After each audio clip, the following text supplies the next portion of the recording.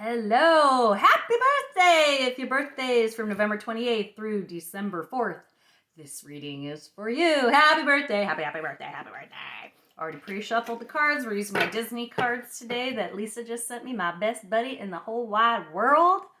Her birthday is the following week, so I gotta make sure I come up with something good for her. She's been just so friggin' generous this year and so supportive. Anyway, cards are shuffled. Let's go for it. Your birthday reading today. Happy birthday. All right, spirits, ancestors, guides, please give us some cards today for anybody's birthday that falls between November 28th and December 4th. I'm looking for some cards. Those are not them. These cards are kind of sticking together because they're brand new, so I may pull them differently than I normally do. I may not do them this way. I may just grab random cards out of the deck. I think that's what I'm going to do. So we got one. Make sure I got one card. These are so thick. Two cards, actually. 1, 2, 3, 4, 5. And this one's popping out. 6. I think there's 2 cards here. I know there's 2 cards. I knew it! Tricksters. Okay, so I pulled 7 random cards. Did not look at where I was pulling from the deck, just whatever felt right. Okay, birthdays. All right, so we start out with a challenge of the Page of Wands. Page of Wands. Aren't these cards so cute? So pages can be messages or curiosities about certain things or aha moments. The wands have to do with your hopes, dreams, desires.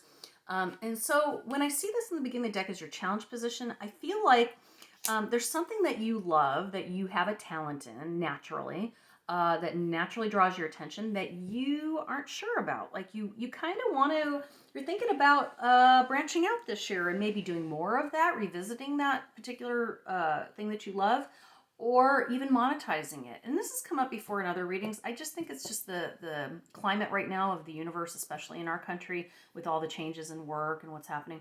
So I feel like maybe you're really like kind of toying with this idea of really looking at this thing that you used to love to do, whether it be arts and crafts, learning a language, traveling, a different type of work, going back to school, something that speaks to you within, but scares the hell out of you for some reason. Because then we have the Sun, which is the most positive card in the whole deck. Usually means a very good outcome, but it comes in upside down. And I'm going to believe that this is your thought, that you are worried that if you were to move forward with this desire, this hope, this thing that you want to do, that it's just not going to turn out for you. And I think you're basing it on other people's opinions, not on your own. So I'm going to caution you on that. We next get the Death card. So I'm also going to say that maybe something ended this last year, whether it be a job, a relationship, even just an attitude about something major shifted in your life this year, if your birthday is during this week. And so this coming year is time for some new things. So death is not a bad card. It just means time to move on, because then we get the 3 of Coins, which tells me this is a creative energy that has to do with your work or your well-being. So as I said before, I believe maybe you're even looking at a new career or going back to school or expanding on something you already have knowledge or enjoy. Because then we get the 10 of Cups, which is a wish fulfillment. That is, again, end of something, start of something new. I just said, and it came up right next to the Death card. So it's absolutely accurate. Something ended this year, your birthday year, and you are ready to embark on something new for fulfillment, and something that's going to be very advantageous to you. You can see all these cups. You can't beat that, right? And then it shows that you're going to have strength. You're going to have to pull yourself up by the bootstraps and take action. This is an action card. This is a card saying, okay, I'm ready. I'm going to do it. I'm not going to let anything stop me. I'm not going to talk myself out of it. And you see these 2 crocodiles kind of sitting there grinning like, he. We can pull him back down into the bog, right? We can pull him back, he or she, back down to where they once were in that cold water rather than allowing them to lay on the shoreline and soak up the sun a little, right? So, don't let those inner crocodiles pull you back in, right? Then we get the 7 of Swords. And the 7 of Swords has to do with introspection and kind of taking a look at yourself and your ideology.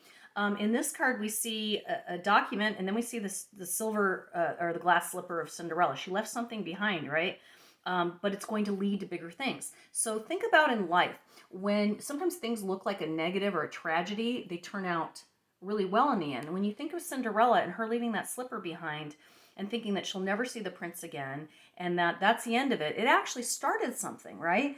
You see the decree to go find this girl who the slipper fits, right? And this is about you and your uniqueness, okay? This is exactly the message.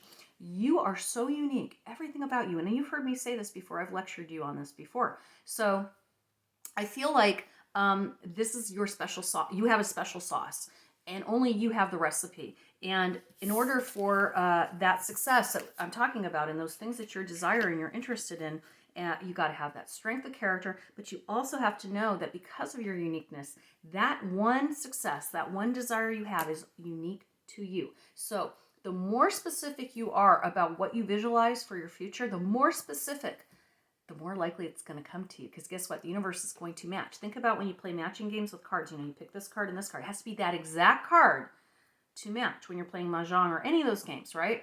So if your exact card is exactly the same as everybody else's card, I just want $1 million. I just want to win the lottery. Like stupid throwaway things. Guess what? There's trillions of other people asking for the same thing. But if you're specific and you say, I want a new car. I want it to be a 79 Volkswagen Bug. I want it to be light blue. I want it to have orange seats. I want it to have a furry blah, blah, blah, whatever.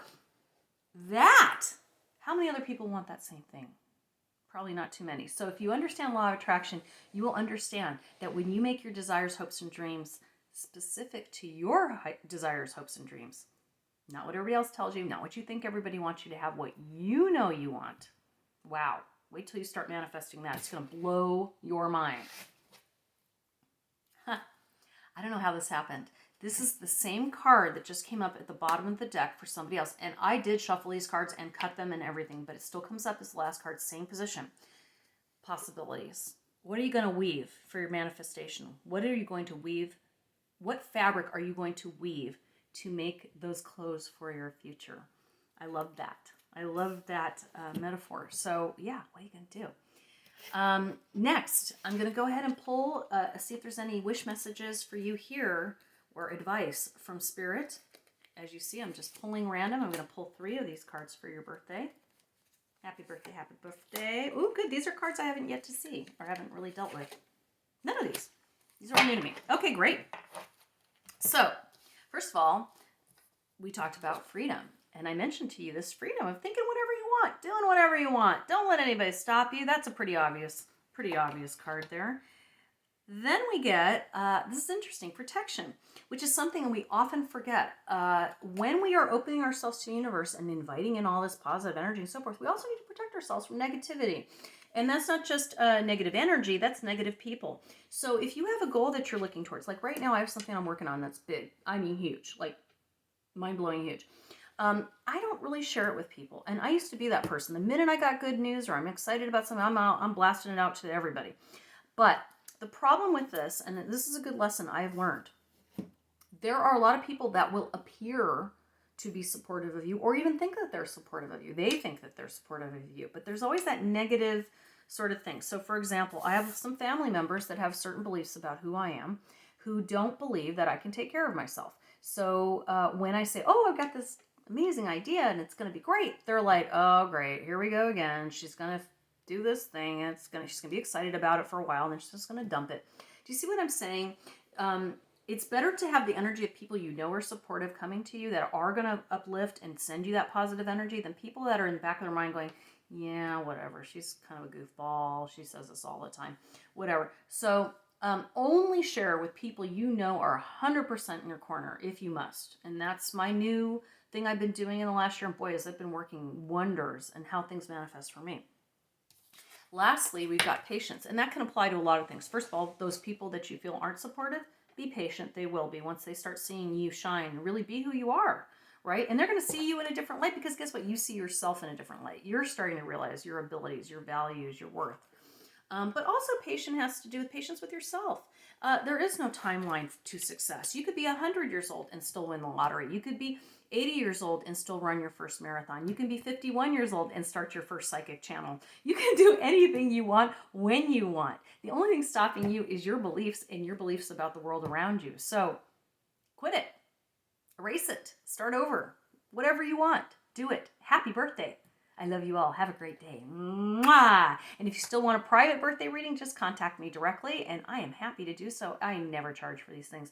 And if anybody is saying that they're me and they are asking for money, it is not me. Just be aware of that. It is not me. I do not ask for money or donations. Okay? Everyone have a great day. Love you. Bye. Mwah!